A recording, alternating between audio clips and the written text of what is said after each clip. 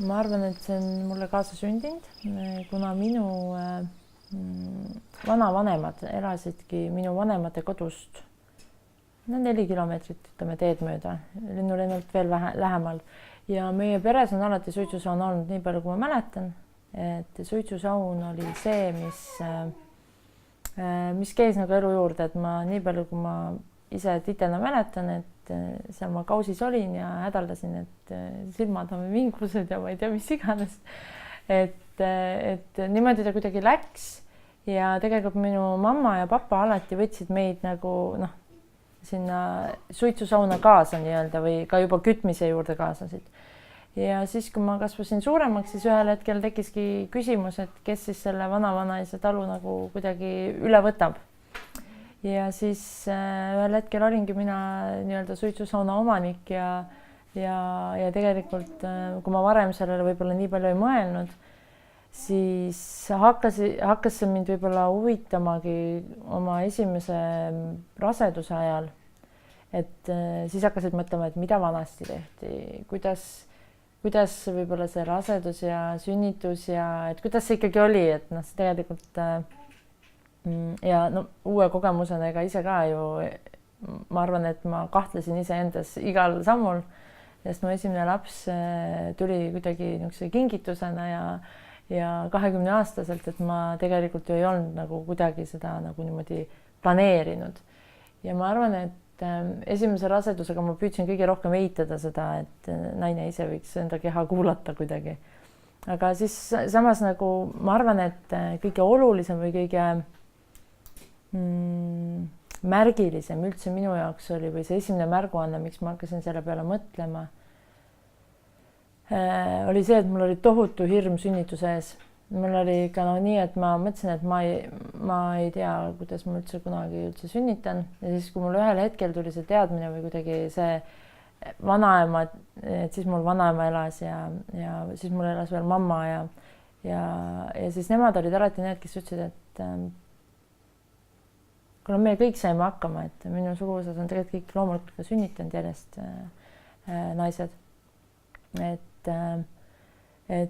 Ja siis ma kuidagi haarasin sellest õlekarrast, ma ütlesin, et kui nemad said hakkama, nad said hakkama isegi seal suitsusaunas või kodus, et miks mina ei peaks hakkama saama, kui mul on terve toetaja meeskond nagu ümber.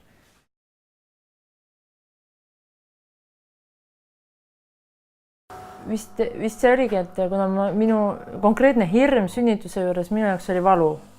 ja valu, kuna ma teadsin, et valu saab leevendada veega ja kuna mul just esimesel sünnitusel oli ka selline olukord, kus mul juba ammu oli sünnitustähtaeg käes ja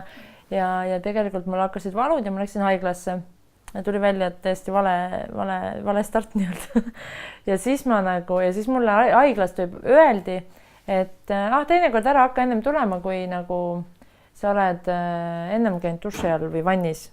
Mina mõtlesin, okei. Ja siis ma nagu sidusin need kaks asja enda jaoks ära, et ma olin ju kuulnud, et saunas käidi ka selleks, et kas siis kiirendada või lõõgastada, et seal on kaks ühes. Ja siis ma nagu võtsingi nagu eesmärgiks, et kui mul nagu hakkavad mingid valud, et siis ma pean sauna minema, et ma saan teada nagu, et ma ei tahaks rohkem, ma tundsin nii piinlikkust selle pärast esimese lapse puhul, et ma lähen mingi vale stardi pärast, et ma arvasin, et nüüd hakkab ja siis tegelikult ei hakanudki midagi. Ja siis ma teiste laste puhul tegelikult alati nagu seda jälgisin. Et ma arvan, et ma sammu astusingi lähemale järgmiste lastega, kelle puhul ma nagu teadlikult juba, et see oli teine laps sündis mul 7 aastat hiljem ja selleks ajaks ma tegelikult olin ka seda suitsusauna asja uurinud üldse niisugust sauna pärimust nagu enda jaoks teinud selgemaks, et tegelikult see oligi ju niisugune abistav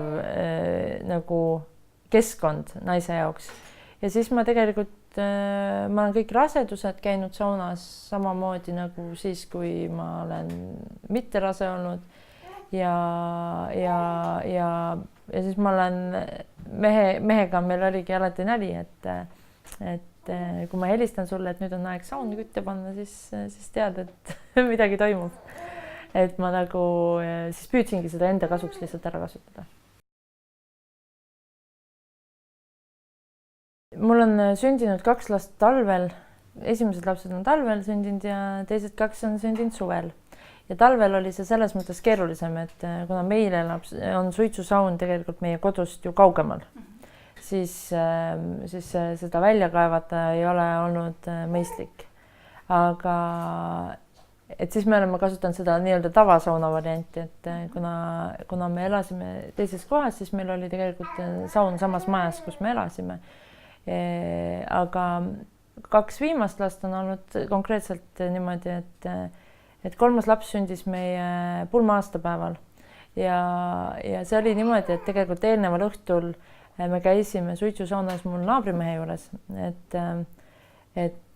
ja muidugi ma tean seda suitsusauna lugu ka, et me tegimegi nalja, et mul oleks ammu juba aeg sünnitama minna, et tuleb siis saun kütta ja siis naabrimees just küttis sauna ja kuidagi läkski nii, et käisin õhtul saunas ja siis öösel hakkas või õhtul juba siis, kui ma sealt saunast ära tulin, siis ma juba tundsin, et nüüd vist on minek. Et ma arvan, et see häälestumise küsimus on seal nagu see kõige olulisem, et nagu ma ütlesin, see usk võib olla ka sellesse, et kui esivanemad said hakkama, saan mina ka. Ja võib-olla see kontakti loomine ja iseenda nagu kuulamine. Et ma arvan, et ega seal sünnitustegevuses ju ei olegi mitte midagi muud olulist kui iseenda usaldamine. Ja ma arvan, et seda need naised sauna minnes tegidki, et nad said olla kuskil, kus keegi ei targutaks ja keegi ei ütleks sulle, kuidas sa pead tegema, et pigem sa lähedki kuulad ennast seal selles keskkonnas.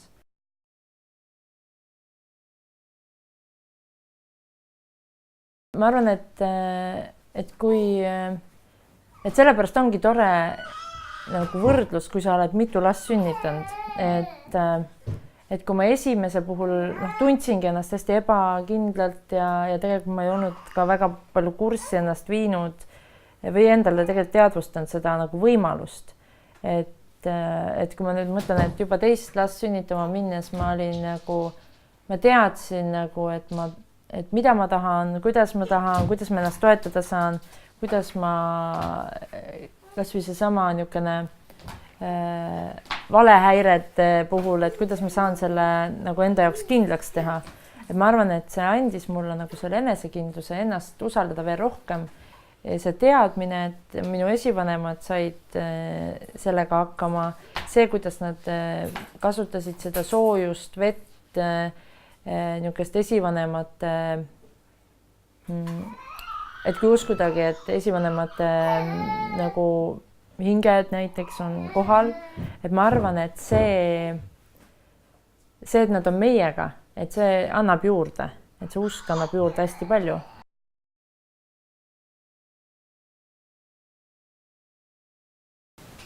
Ma olen alati sõpradele nalja teinud, kes ei ole nagu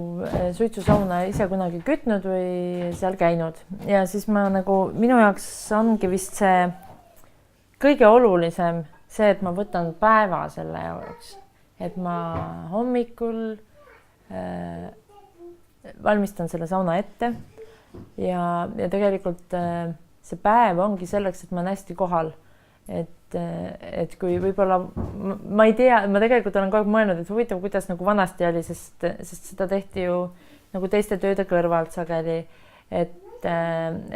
loomulikult ma nüüd teen ka päeva jooksul mingeid niisuguseid töid aga samas see, et kuna seda sa pead päris pikalt ikkagi kütma, siis sa kuhugi minna ei saa vahepeal,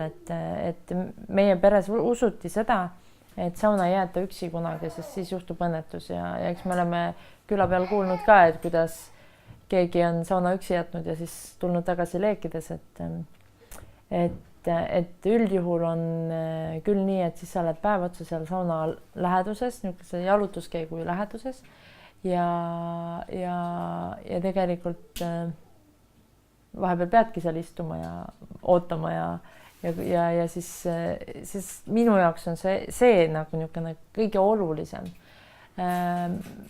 Meie jaoks on olnud saunas käimine alati niisugune perekondlik või niisugune lähikondlik tegevus, et suitsusauna me ei küta kunagi sellepärast, et ma ei tea, ma tahan üksi sauna minna, sest et see puude kulu on nii suur ja see tavaliselt tähendab seda, et kui ma hakkan sauna kütma, siis ma annan ennem teada, mina tavaliselt siis oma emale ja isale, onuperele, siis võib-olla mehe-vennale, kes meil siin ligikaudu on ja võib-olla mõnele naabrile, et me täna kütame sauna, umbes kella 9 paiku lähevad naised või mehed sauna, et on niisugune võimalus. Et siis meil tavaliselt käibki niisugune mehed, naised käivad siis saunas ja tavaliselt see ongi niisugune mõnus koosolemise aeg, kus võetakse aega, et lihtsalt olla, jahtuda, käia mitu korda leilis, teinekord, kui on tuju ja isu, siis ka võib-olla seal saviga või meega mökerdada. Ja enamasti peale seda nagu niisugust meie peres sageli, et kuna sa oled tegelikult nagu vaimselt küll nagu puhanud, aga tavaliselt siis on parem minna magama, mitte peole, et ehk meie peres tavaliselt on see olnud niisugune mõnus laupäeva õhtu, kus sa ei pea pärast enam kuhugi minema.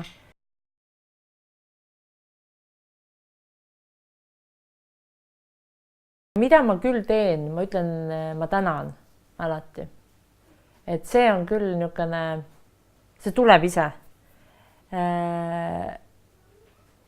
Ma nagu vihtlamisel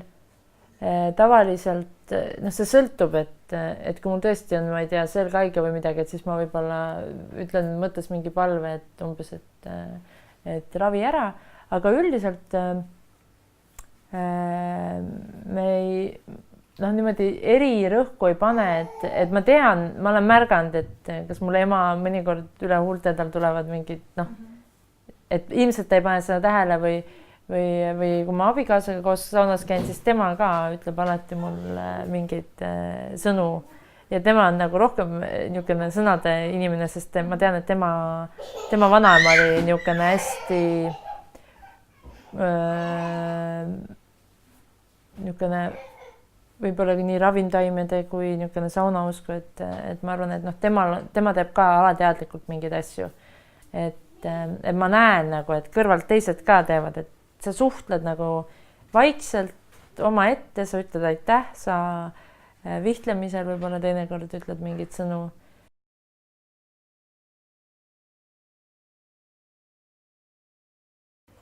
Et eks nüüd tänasel päeval võib-olla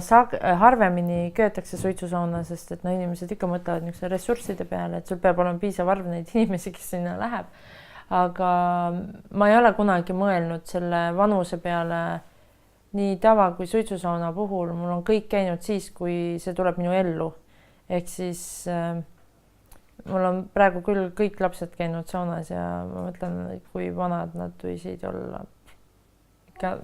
Põhimõtteliselt, sest et ma ei armasta toas vannitamist, sest et minu arust on saunas palju mugavam seda teha, sest seal on see temperatuur, ma ei pea tuba kuidagi ekstra soojaks kütma või et ma olen põhimõtteliselt vannitanud alati saunas.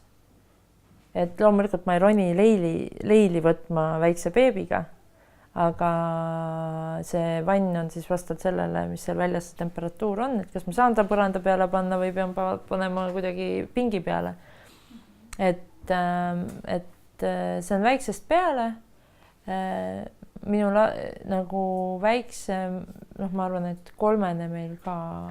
et mul on teine vanuselt 3. laps on siis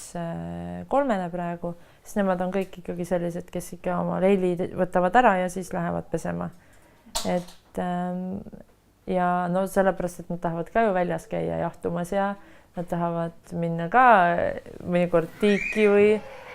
vette, et siis sellepärast on nagu see hästi, ma arvan, et oluline, et siis me tavaliselt ühest küljest võib võtta, et me motiveerime, aga tegelikult ongi see, et selleks, et ta külma ei saaks, ta peab ju ennast soojaks tegema. ja, ja, ja sinna juurde nagu ma arvan, et tänapäeva lastel on väga kerge tekkima see arvamus, et vesi on niisugune piiramatu ressurss, mida on hästi palju või ja siis minu arust on suitsusaunas käimine üks hästi hea viis, kuidas seda lastele selgitada, et igale ühele on antud ikka teatud kopsikutäied vett selleks üheks saunakorraks ja kui sa selle maha kallad, siis rohkem juurde ei saa, sest et see on käsitsi toodud vesi ja see ei ole nagu mingi niisugune, et meil tuleb lihtsalt voolab kuskilt vett. Alati on ju see poleemika, et ühel pool Munamäge räägitakse ühtepidi ja teisel pool Munamäge räägitakse teistpidi, et kuidas ikkagi peaks, kuna seda vihta peaks tegema ja missugusest kasest või missugusest taimest või et mina nagu olen, et mina neid kuufaase väga ei jälgi, kuigi ma tean, et minu esivanemad seda tegid, aga mina võtan nagu suht tunde järgi, et mul käib, et ma vaatan taime nagu reaalselt, et ma vaatan, et kas see kaseleht on nüüd noor või on ta juba küps, et noh, vastavalt sellele ma nagu toimetan, et ja vihavee osas, noh, mida mina nagu tavaliselt teengi, ongi, kui on värske viht, siis ma ikkagi, mina vihavett ma kunagi maha ei kalla, ma pigem selle hõngu tekitamiseks, kas juuste loputamiseks, et ma kasutan tavaliselt selle kõik ära, mis seal on. Et ja mõnikord ma nagu ei saa aru, et inimesed nagu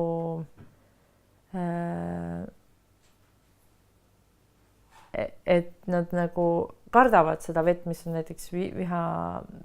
vihaleotusvesi olnud, et nad nagu lihtsalt, et äkki see must või midagi, siis seda küll ei ole, et aga me alati katsume sellel vahetult enne jaanipäeva enda vihad ära teha.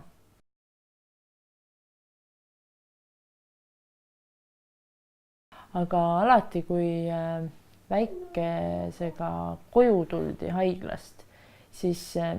ma alguses ei saanud aru, et no laske mul olla, aga alati oli juba mingi kamp kokku aetud ja kõik mingid lähedasemad inimesed siis kutsuti külla. Ja nendega küll peamiselt tegelesid teised, aga noh, lihtsalt, et ma nagu seda märkasin just esimese lapse sünni puhul, et siis nagu tervitati nagu suurema kolleegiumiga, et see on võib-olla mingi selline asi. Aga saunaga otseselt seoses meil nagu ma ei tea.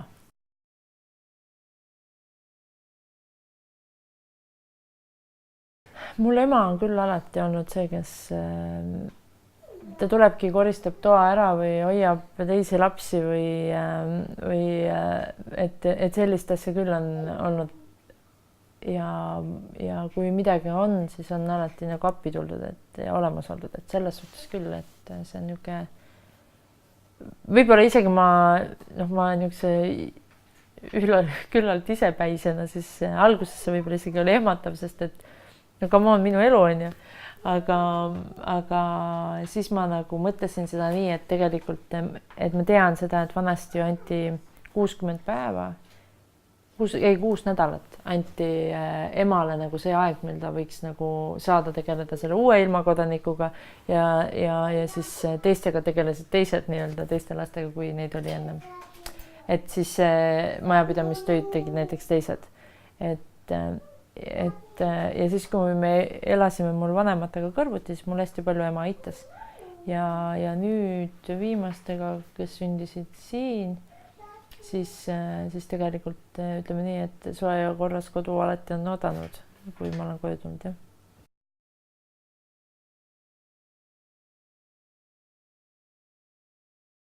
Ma ise nagu, et võib-olla mida ma olen mõelnud, ma olen kogu aeg mõelnud seda,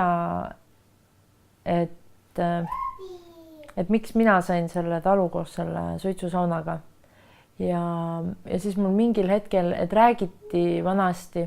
et tegelikult esivanemad valivad välja selle talupärija tegelikult mingi teadmise põhjal ja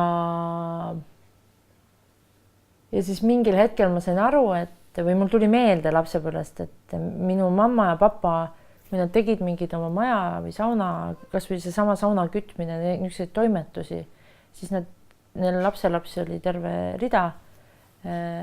Aga nad võtsid mind alati kaasa ja siis ma mingil hetkel mõtlesin, et ju nad siis teadsid, ma ei tea, mille järgi, et mina selle koha saan. Ja siis nüüd, kui ma olen ise juba nagu mõtled, et kuidas ma näen, et ma tegelikult tahan selle talukoha seal üles ehitada, siis tegelikult ma juba mõtlen sellele, et huvitav, kes on see, kes on valmis seda võib-olla kunagi üle võtma, et eks me oleme nalja teinud siin, et kui poeg Elias sinna niimoodi esimest korda teadlikult nagu hakkas kõndima ja siis me läksime sinna ja panime ta maha, ütlesime, et noh, kas see on sinu kodu või? Siis ta nagu hästi niimoodi hindavalt vaatas nagu seda just niimoodi, meil on nagu mäest alla niisugune suur vaade, et siis ta nagu vaatas seda ja ütles, jah, siia tuleb minu kodu, et siis noh, võib-olla siis on, et eks siis vaatab.